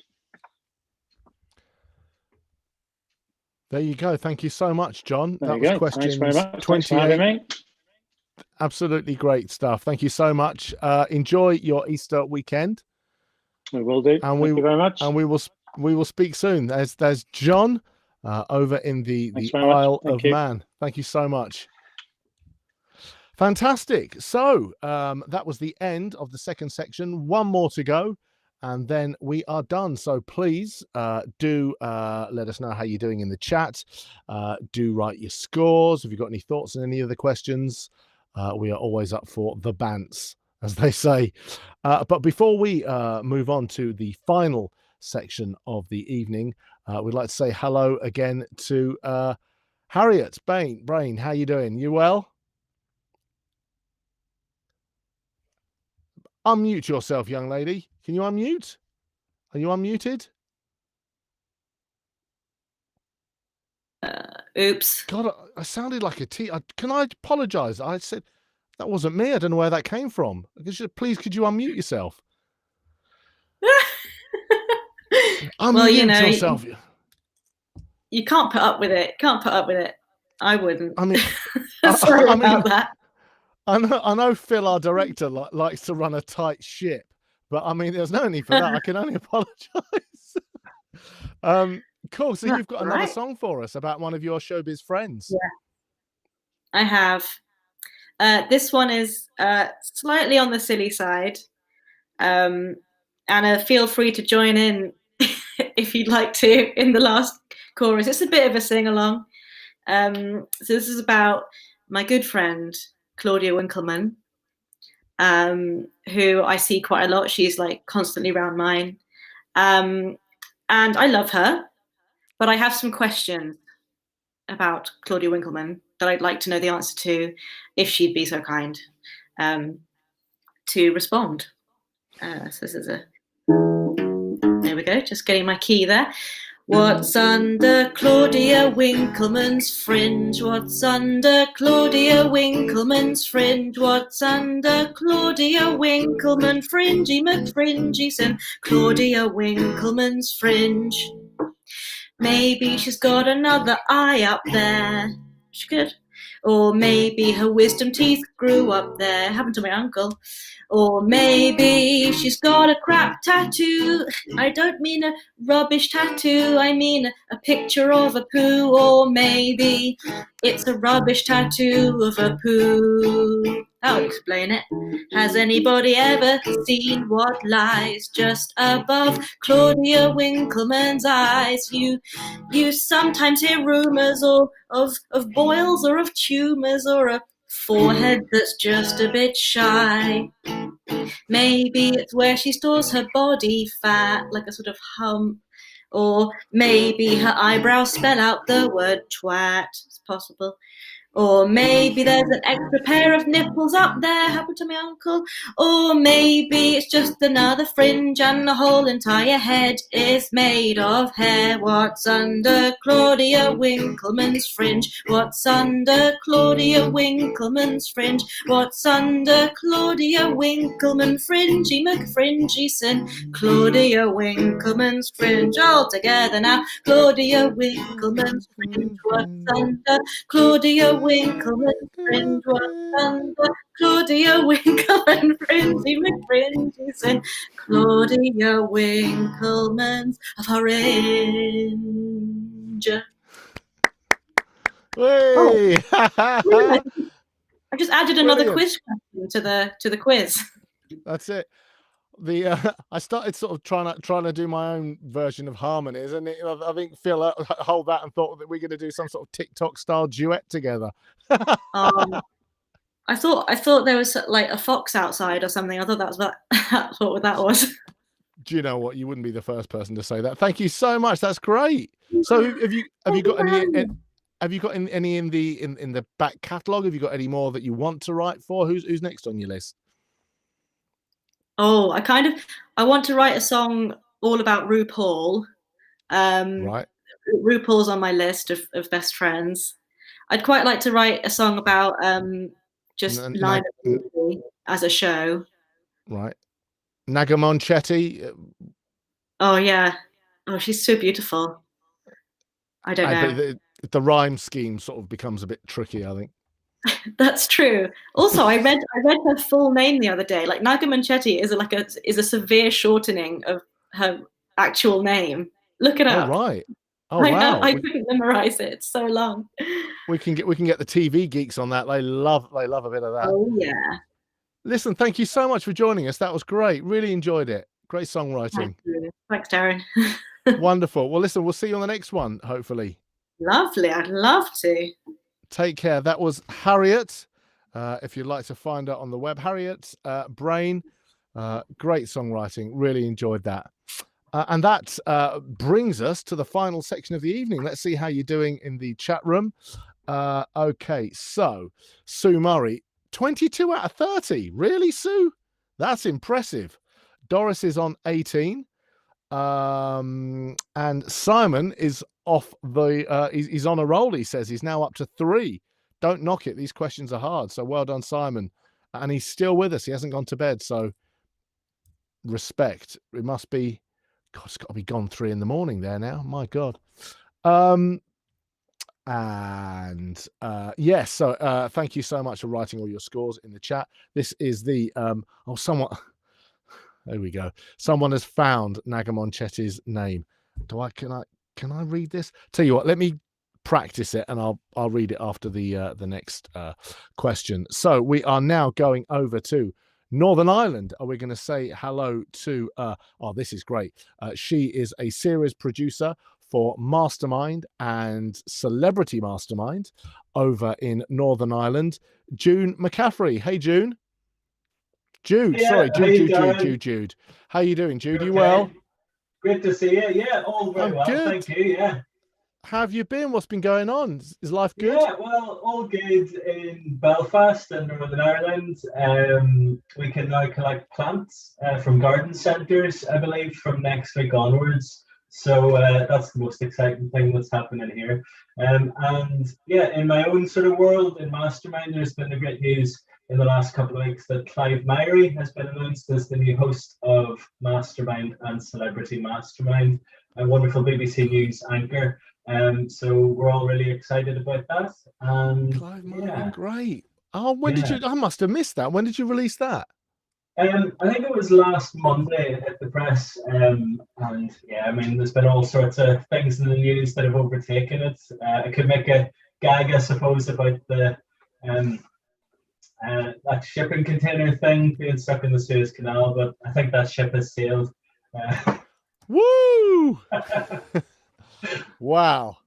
There you go. So shall I read the questions?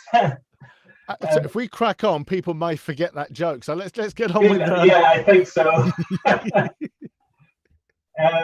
So the first question from Belfast is the drama series Bloodlands centers around the hunt for a mysterious killer that has what biblical code name? That's a BBC drama series. Bloodlands centers around the hunt for a mysterious killer that has what biblical code name?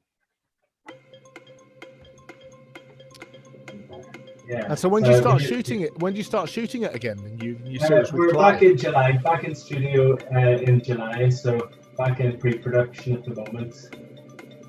And have you got some good celebrities lined up? You're allowed to Oh say, yeah, or all you've got to keep happening. And our celebrity series is going out at the moment, every Saturday. And I think, the last Saturday's episode was really good. We had Pickle, the DJ answering questions on giraffes, which was always fun. No way. Yeah, so it's worth a watch.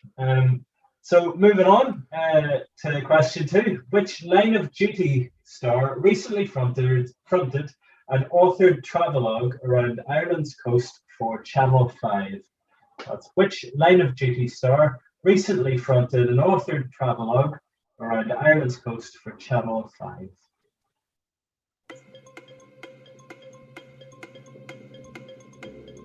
A new series of Line of Duty back. Obviously, I'll not name any of the stars of Line of Duty in case it gives the game away for this question. But back a couple of weeks now, and I now know what a CHIS is, which was the big acronym that they've been using in Line of Duty for the last couple of weeks. See, I don't watch that, but I watch it sort of by proxy because I love Gogglebox, and they're always talking about it on there. So that's the great thing about Gogglebox. Indeed. And just moving on to the very last question from Northern Ireland tonight. What is the name of the Eurovision Song Contest winner that is the subject of Woodell Media's BBC 4 documentary, The Original Derry Girl? What's the name of the Eurovision Song Contest winner that's the subject of Woodell Media's BBC 4 documentary, The Original Derry Girl? That's the second Eurovision question tonight. There you go. Yeah. I don't know if I asked you this last time you were here. If you had a chosen subject, what would yours be? I always have to think about that one. And the last time I was on, I said it would be food and drink related.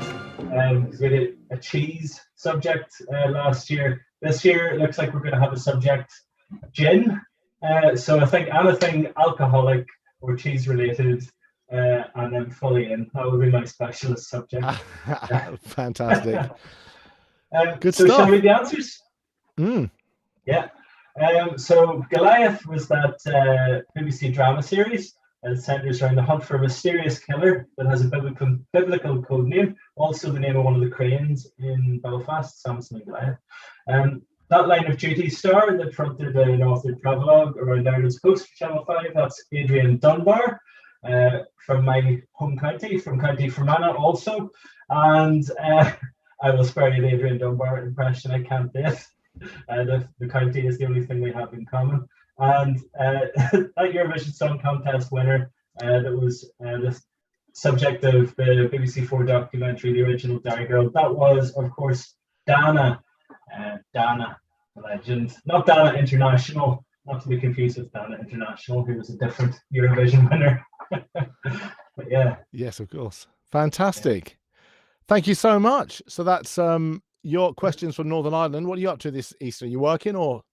I'm working this week, taking a few days off. We've got lots of DIY things squirreled away in the house, ready to do lots of work, paint some walls and drill some holes and all that stuff. Well, listen, enjoy it. And thank you so much. Fill your boots, fill your boots. Wonderful, Jude. Listen, thank you so much. And we look forward to watching the new series of Mastermind when it starts. Amazing. Thank you so much. So that's wonderful. That's Jude McCaffrey over there in Belfast. And yes, we've got Naga Monchetti's full name, which is Suba Naglakshmi Munchetti Chendriya, shortened to Naga, and who can blame her? Fantastic. So JB is on 16, a crack team in London. That's pretty respectful. And Fiona says there's 43 watching. It's great. So it's all going on in the chat room as we go over to the Yorkshire region and say hello to an actor who is currently playing Paddy Kirk, the vet in Emmerdale. And in his spare time, this is something I want to find out about. He likes to make horror movies. Hello, Dominic Brunt. How you doing? You're right. I'm very well, good. thank you. So how's Emmerdale? It's all right. Yeah, it's still cold. It's still freezing cold. It feels like this winter's been like 8 months long. So yeah, but it's all right. I just can't get it. I keep getting cold to my marrow at the moment, but I'll warm up soon. Well, listen, if there's any way you don't want to get cold, it's to your marrow. I'll tell you that. How long have you been in Emmerdale for? 24 years, apparently. It feels like about 8 years. I keep being surprised every year. Somebody says, "Oh, you've been in it 20 years." I'm like, 20 years? I've been in it about 3. Time just goes so quickly, and it still frightens the life out of me. I still love it to pieces, and I'm still very, very loyal towards it. I love it. So yeah, 24 very, very quick years. And your character, you must have seen some incredible changes in 24 years. I mean, what sort of things what's happened to Paddy? Well, I think when I first joined Emmerdale, we were on twice a week, and the dramas would be somebody would say, "Well, I've lost my shoe," and then you go along and you'd order a pint in the Woolpack, and then you go to the shop and you buy a newspaper, and then at the end of it, somebody go, "Well, I found my shoe." Da-na-na-na.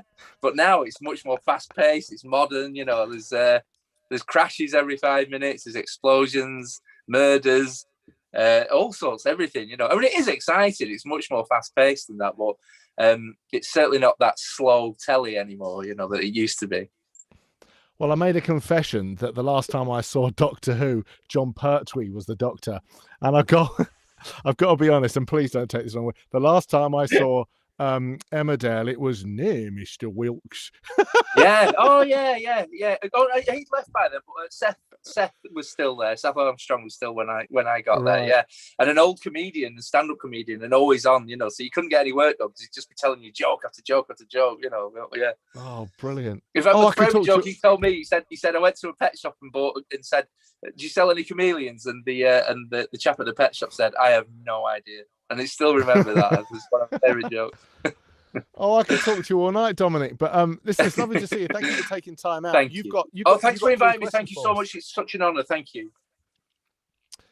Fantastic. Well, listen, we'll hear you. You've got the honour of questions 34, 35, and 36. So away you go. Right. Well, I've got the wrong glasses on for a start, so I'm going to have a read it. So yeah. In my role as Paddy Kirk in Emmerdale, if you watch it, how many times have I been married? And I didn't know this until I got the question set to me. I was like, "What's how many times?" I thought it'd be more than that, but perhaps I've been engaged more than I've been married. Yeah, right, yeah. There must be times where people have told you things about your character, and you have to think, really? Well, I saw some scenes from about 15 years ago, and I watched them, and I could see it was me talking and moving, but I have no memory of it whatsoever. It's very strange. Unbelievable. So yeah, and how many times have I been married?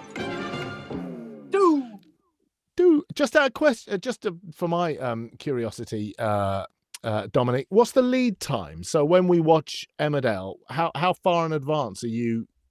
I know COVID put a spanner in the works, but generally, what's the lead time for when you're filming? It's between about 6 to 8 weeks. So we get the scripts and film them within the 2-week period. But then once we've wrapped that block, then it's usually a 6-week lead before they're on the telly, really. So about 6 weeks ahead, 6 to 8 weeks ahead. But with COVID, I think it was down to like 3 episodes. I mean, it was ridiculous. So we filmed 5 episodes with just 2 people in during the week. Each episode filmed in a day, which was exhausting. I mean, we went from not learning a single line for 4.5 months to filming these 25-minute conversations in one day. My head was battered. I couldn't, because my brain had just stopped learning things at that pace, So yeah, I think we were down to about 3 episodes. Otherwise, they'd had to pull it or show something else. Classic Emmerdale. And what about? So you've got me interested. Very, very quickly. Apologise to everyone. What happens with seasons? So say you just get like a downpour like we had of the snow, or just get a freak summer, but it's what happens with them? How do you cater for that? I don't think they do. I think you just go on regardless. You just got to accept it and go. We've done things before in the snow in April, like 3rd of April it was one year, and there was snow there. You just got to put it out and just accept it, and you just wait for the letters or the tweets now. You just get tweets and abusive tweets going, "It's snowing, it's not snowing now." And you're like, "Yeah, well, we filmed it 6 weeks ago. We never said it was now." But yeah. Dear ITV, why? Yeah, exactly. Why, Yeah. We used to get angry letters in green pen. Always the green pen ones were the ones that you had to watch out for. But now it's just abusive tweets. That's it. Yeah, what a joy they are. Tell me about it. Yeah.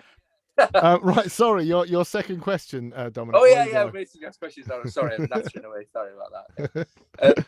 So this one is my glasses right. In 1989, if we remember them days, you'll remember them days, John Pertwee fan. Nicola Paget, David Jason, and Gwen Taylor starred in a comedy drama written by David Nobbs. I know who David Nobbs is because he wrote Rise and Fall of Reggie Perrin. Produced at Yorkshire Television. What was the comedy drama called?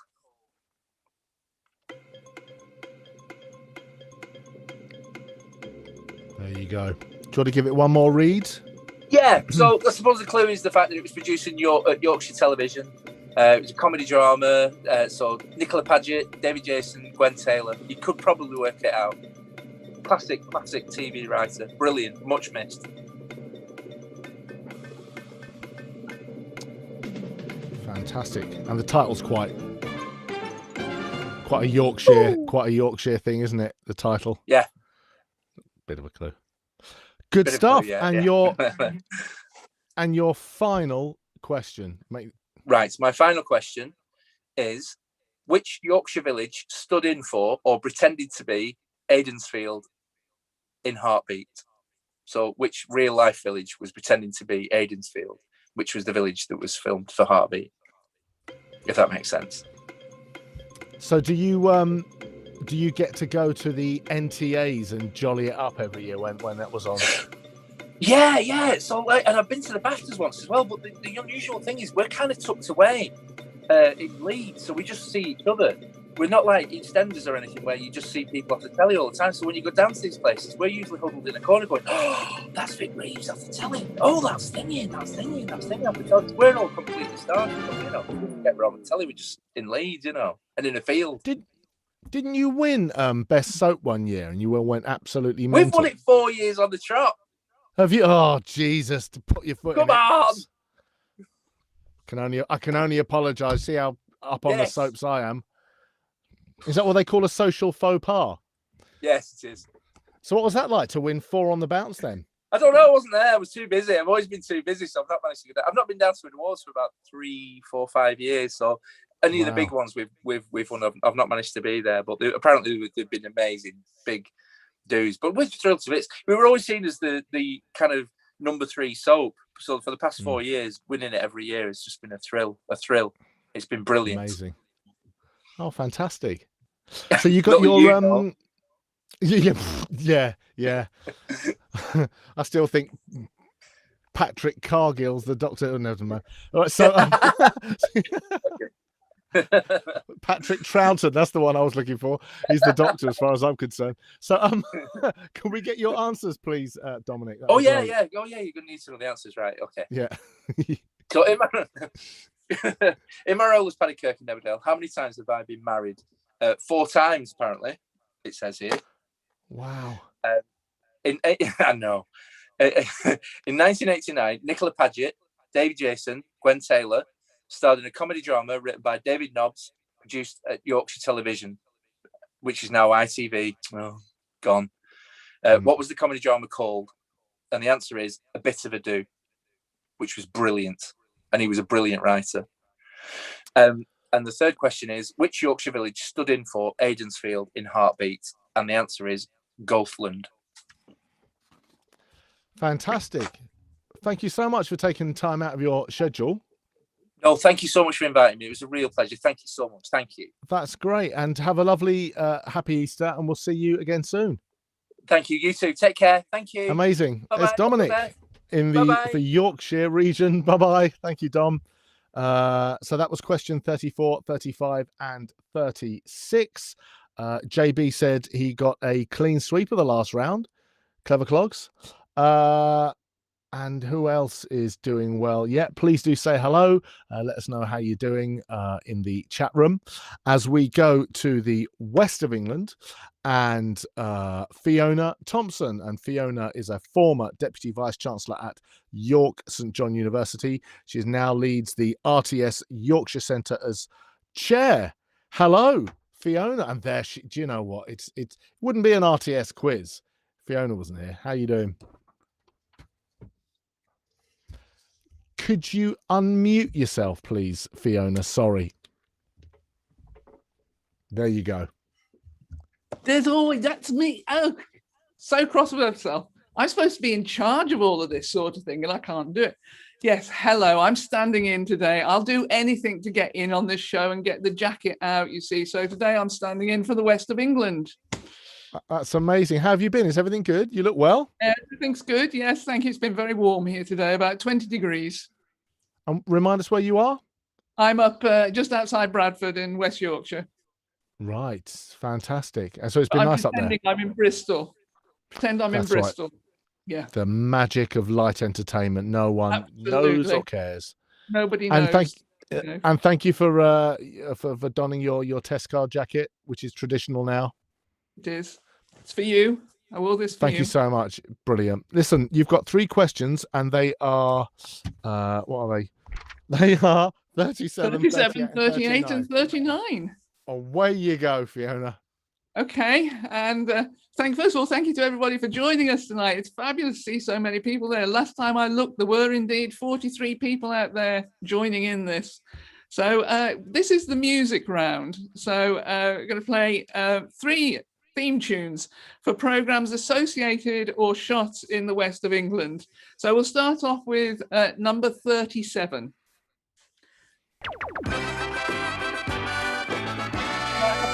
There's nothing to see.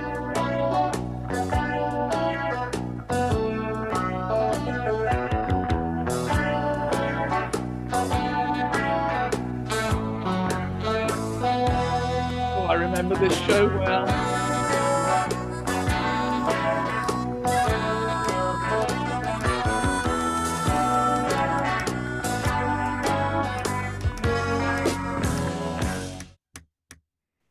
Oh, that's the end of it. There we go. So, number 38, another theme tune from a programme associated or shot in the West of England. Off we go. Which is this one?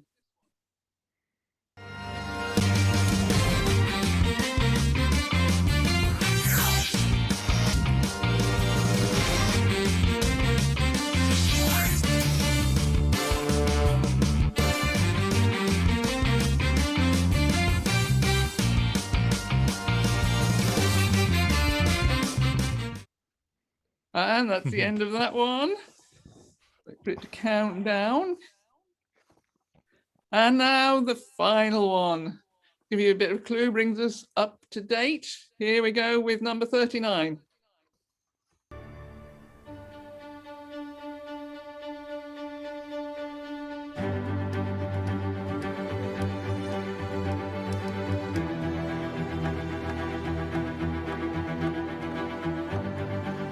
This series, I think, should really win awards for its music, its use of music.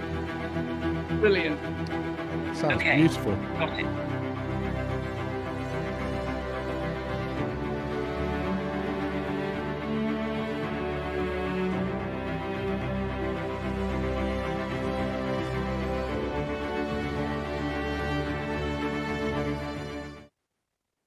Okay. For some reason, Siri suddenly decided to chip in on my iPad there and say, "Okay, got it." So my iPad's joining in the whole quiz. So let's see what the answers are. Shall I give you the answers? I think I just lost Darren there a moment. So here we go with the answers. So for the first one, I don't know if we're playing it again, but if you, is it playing again?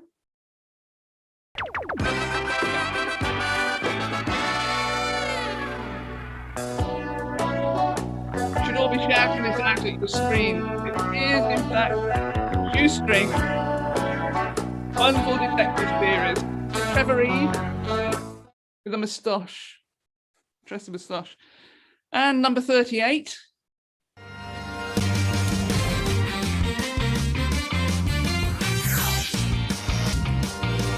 And this one is Deal or No Deal. So that's Deal or No Deal. And finally, number 39.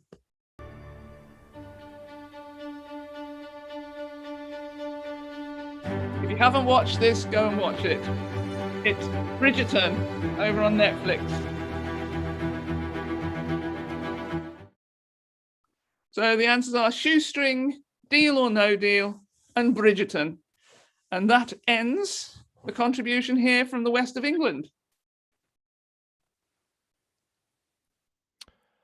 There you go. Can you hear me? I can hear you.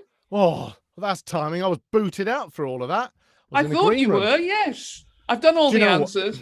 No, this is. Do you know what this is? This is what you get for working with pros like yourself. You see, because you just instinctively cover, and you're a consummate professional. Thank you so much. Brilliant. Thank you so much. I'm used to live television. Done it before.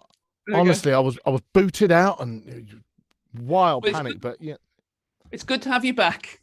Thank you so much, and thank you. It's lovely to see you again. Thank you for some great questions. That's nice to have a music round. It's great. Let's have a music round. Yeah. And, see you again soon. And who knows who you'll be representing next? That's the beauty. Lord knows. Lord knows. Wonderful. We'll find out. All right. Thank you so much, Fiona. Take care. Bye now. Bye. So that was Fiona Thompson in Bradford, West Yorkshire, representing the west of England. That's just how we roll here. And now it is our second to last set of questions. And we're going over to an actor and director who's worked on Byker Grove and Emmerdale and World's End. Hello, Damon Britton. Hello. Hey, Darren, you all right? I'm very well. How you doing? I'm good, sir. I'm good. Please don't go anywhere while I'm here, because I'm not as calm and collected and as cool and as experienced as Fiona. I'll end up just panicking and it'll all fall apart. And you're doing such an amazing job so far. So let's not mess it up, all right? It'll run as smooth as butter. Don't worry about that. How have you been? What you been up to recently? What are you working on? I'm good. I'm really good. I've actually stepped into a producer role for my next project. I've got a low budget feature kicking off in Newcastle on the 17th of May. It was quite lockdown. Although I did a little, did a couple of episodes of Emmerdale, dusted off the acting shoes, which hadn't been dusted off for quite a while, because I'm crossing over into a directing role now. But it was always nice to dip my toe in, help tell a story. It's always good. So presumably you work with Dominic then? Do you know what? I've never had any scenes with him. I've worked with the Dingle family. I've worked with a number of different families, but I've never. It's weird. The last time I was there, it was during the kind of lockdown restrictions. So we're all in little cohorts. So you don't see anybody else. You can't come into contact with anybody else. You've just got to stay with your storyline just in case anything happens. And they've got to close a certain part of production down. So yeah, and it's such a quick turnaround. You're kind of in and out. You know, you're shooting a lot. It's rapid, but a great place to work. It's a lovely place to visit. Great. And you're in the northeast now, presumably? I am, yes, in the heart of Newcastle city centre, hence the great backdrop. I just chose the beautiful, you see the bridge behind me there, and wonderful. There's nothing there. It's just a white wall. It's really quite moving. Do you still keep in contact with that's right, welcome to those again? Well, you see, that's the thing about Byker Grove. Although we are of similar ages, although Ant and Dick are slightly older than me, I came into Byker Grove as an adult. I was like one of the Grove leaders, one of the people that kind of ran the Grove. So I was like Jeff, but without the big sideboards. Right. Slightly younger. It just gives me a chance to trot out my bush took a trail. Not bad. It's not bad. Thank you, Gary. Thank on you. Camera Moving 2. on. He gets it right. So you've got 3 questions, all based on the northeast. So away you go. Cheers, Damon. Lovely. Okay, first question. Question number 40. Here it is. Robson Green's latest show saw him exploring the length of Hadrian's Wall. How far in miles does the wall stretch? The show was called Hadrian's Wall with Robson Green. Yeah, so no surprises there. But his latest show, he walked the full length of Hadrian's Wall. How far in miles does that wall stretch? Fantastic. By the way, if you're in on the live stream on YouTube, if you could write some comments and say hello, please, because when I was booted out, my comment section's got blank. So please do say hello and in the comments and let us know how you're doing. There's a lot going on as well, mind. Look, a lot of people waiting to come in, and it's all very seamless, mind. It's very well put together, isn't it? Isn't it unbelievable? We're going to give a massive big up to Phil at the end of this because he's a whiz kid. Yeah, it's been amazing, brilliant. Oh, next one, isn't it? I should move on. Right. Okay, so question number 41. DCI Vera Stanhope is currently solving some grim crimes in the Northeast. How many series have been made, including the one they're shooting right now in Newcastle? So that's DCI Vera Stanhope is currently solving some grim murders in the Northeast of England. How many series have been made, including the one they're currently shooting?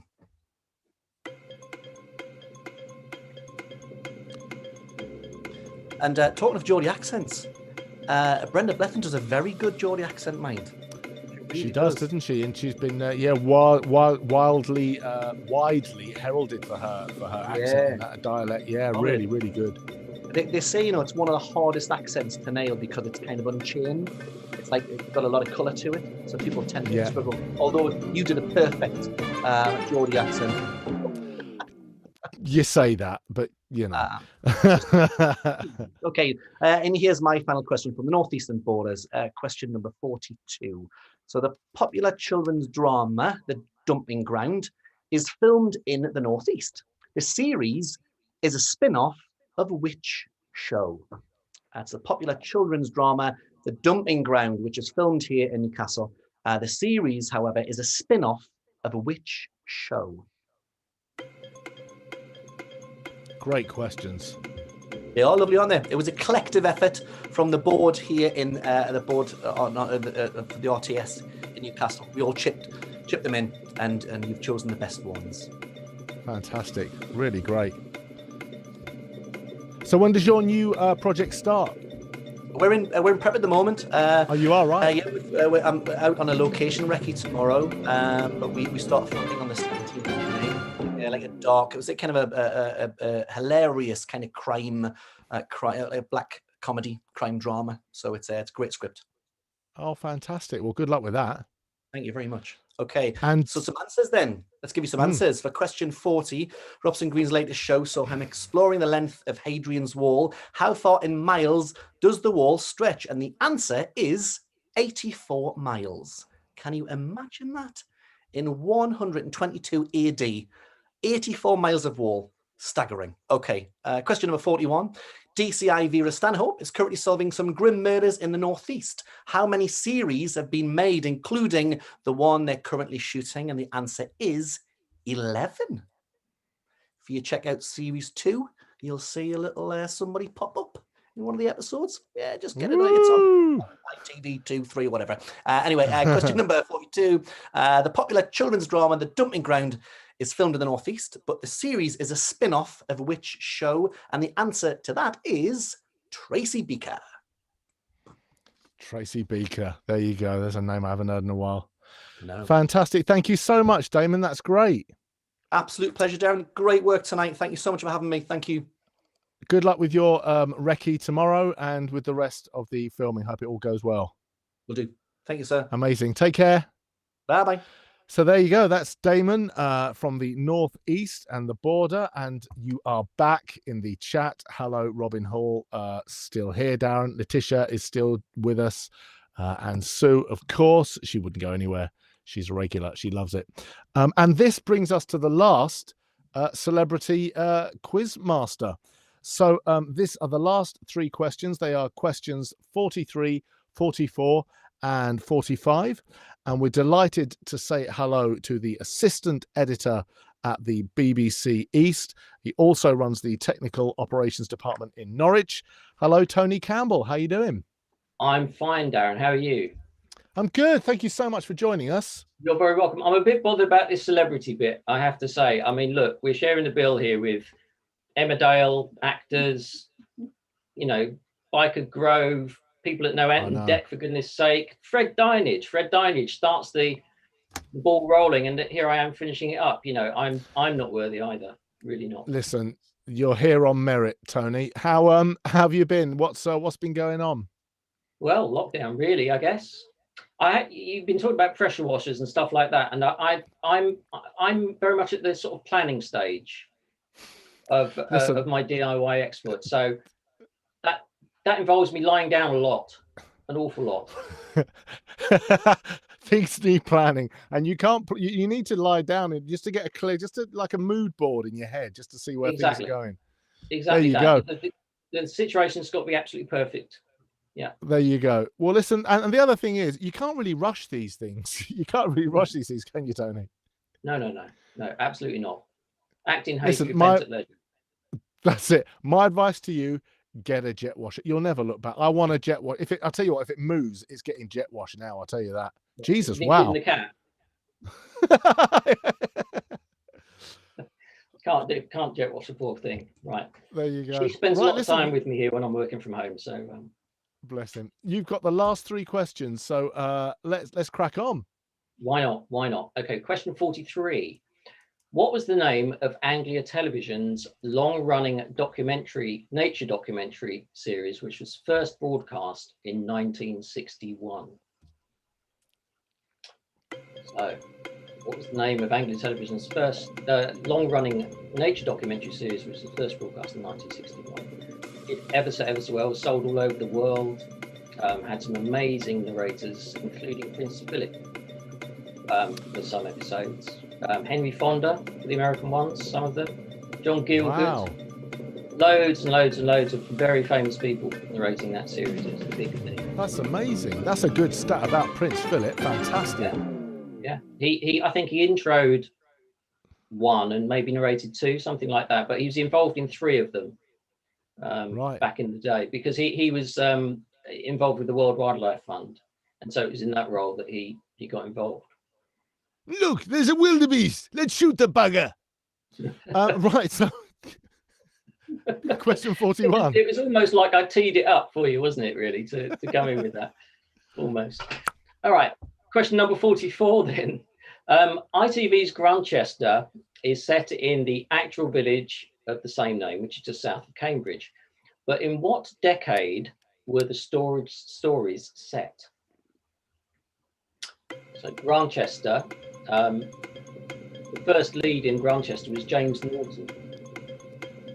So, and he played a vicar who sort of solved mysteries and stuff like that. Think Father Brown, at a different time, I guess. And he could be the next James Bond, couldn't he? Is that what they're saying? Who's that, sorry? James Norton. Really? Well, I heard it. I mean, wow. It must be true, mustn't it? Yeah, I clicked on a Daily Mail celeb link. It must be true. Yeah, exactly. It's just a rumor. All right, should we do the very final question? Question 45. Right, nice easy one. This you'll know this with your the era. I think that you've been talking about, Darren. So, who played East Anglian antiques dealer Lovejoy in the long-running BBC series?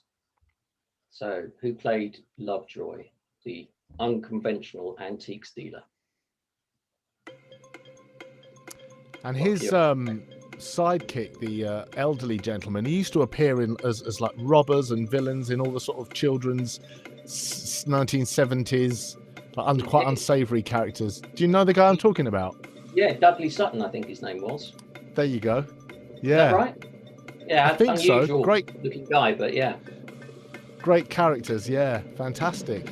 Good question. So there you go. You've had the honour of the last 3 questions. So can we get the last 3 answers, please, Tony? Of course you can. Question 43. The name of the long-running Anglia nature series was Survival.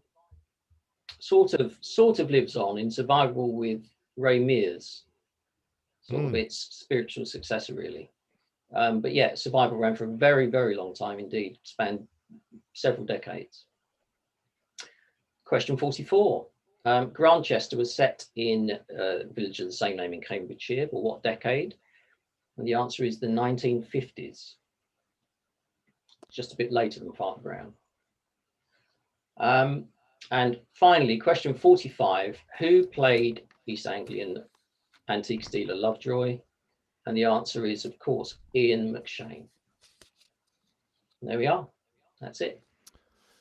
Fantastic. Thank you so much. have a lovely Easter. Thanks for taking time out, and we will hopefully see you soon. Give my love to Norwich. Absolutely, will do. Take care. Cheers, Tony. Bye. And that's that. That is another RTS Royal Television Society quiz. So while I'll just sum up, if you can tot up your answers and whack them in the chat, we can know how you're doing. So it was 15 regions in total, 3 questions each, a point per question, and it's the best out of 45. So if you could let us know how you're doing. Dudley Sutton, see, Sumar is all over that. Dudley Sutton, if you could let us know how you've done. They were quite hard questions, whether you've got to be a real insider geek to get those. But listen, thank you so much to everyone who took part all around this great nation of ours. We've been everywhere. So thank you to everyone for taking time out their day, for thinking of the questions, and for asking us the questions. Thank you so much to Harriet Brain for 2 fantastic songs. Really great songwriting, really enjoyable. Thank you so much, Harriet.